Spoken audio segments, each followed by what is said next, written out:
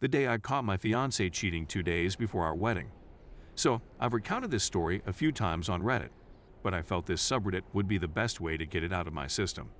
For context, I'm now 31M, but this occurred in 2014 when I was 26 and my ex-fiance was 25.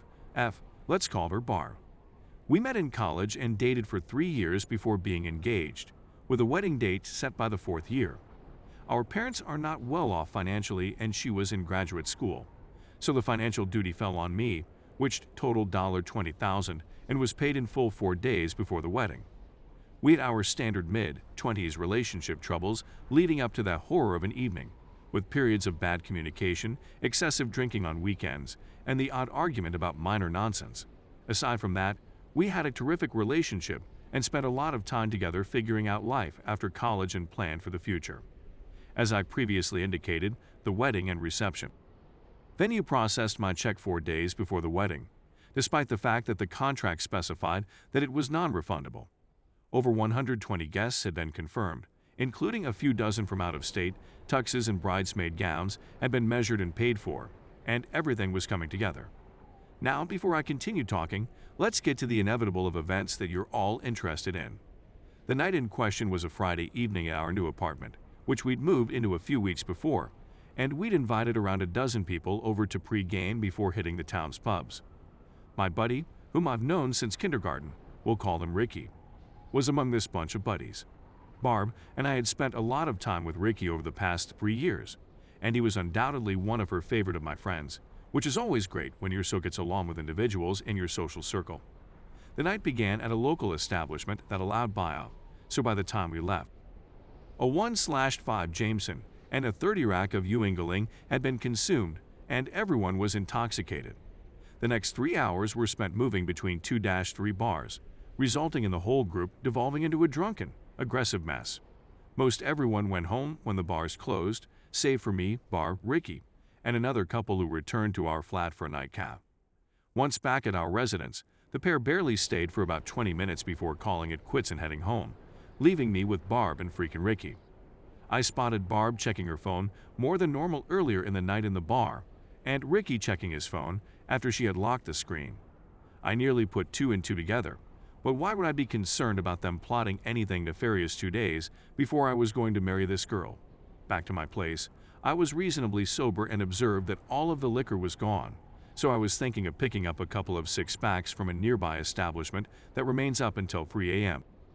Barb and Ricky were clearly on the booze and had tanked, but there was no reason to assume anything shady would happen if I left for 20 minutes. When I was in my vehicle, about to leave my apartment complex, I had a horrible sensation in my stomach that something wasn't right, which really terrified me out.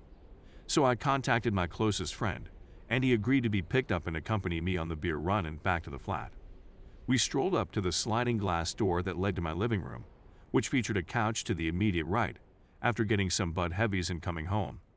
We opened the door, took 2 steps inside, and my ex-fiancé was fully naked and mounted on Mr. Ricky, thrusting tonsil deep into each other's throats. The remarkable thing about the circumstance was that neither of them seemed to realize that my friend and I were just 10 feet away observing their intoxicated antics.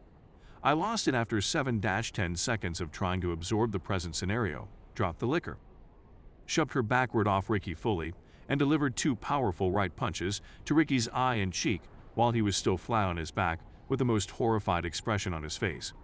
To put things in perspective, I am 6', 220 pounds and have always played hockey. He is 5'6", 140 pounds and a runner. Ricky began snoring. I had never idea this was a thing. Immediately after my fist attack, and was sleeping for at least 5 minutes while I was losing my mind over the issue. I phoned her parents around 10 times without thinking till they woke up and insisted they come take up their unfaithful daughter right now. Their home was just 5 minutes down the road, so they came in quickly after I was berating Barb for her heinous, nasty choice.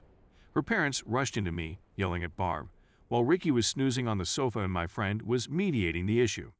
The first thing I told everyone was that the wedding was OFF. I wanted the ring back and said that I'd rather lose $20K than spend the rest of my life with it cheating. Her parents spent the next 20 minutes trying to talk me out of it, and sometimes justifying Barb's conduct, asking things like, why can't you forgive her? And isn't it too late to cancel the wedding?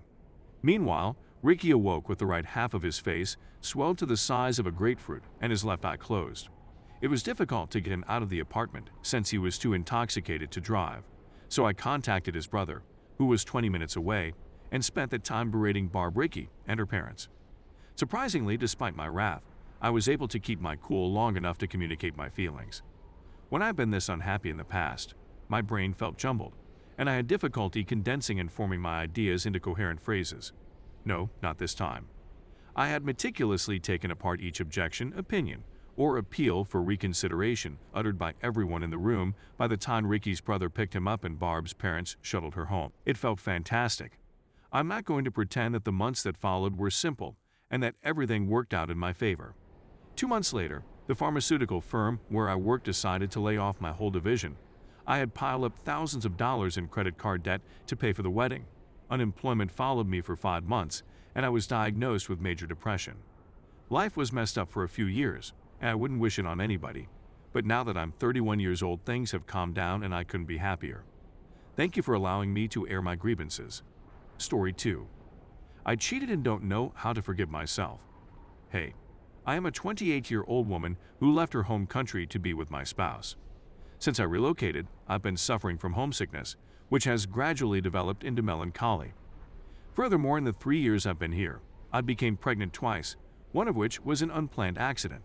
So now we have 2 very young infants. I lost my sister a year ago, and that was when everything began to fall apart. It was also the moment when I had just given birth to my beautiful baby. Postpartum depression was diagnosed in me.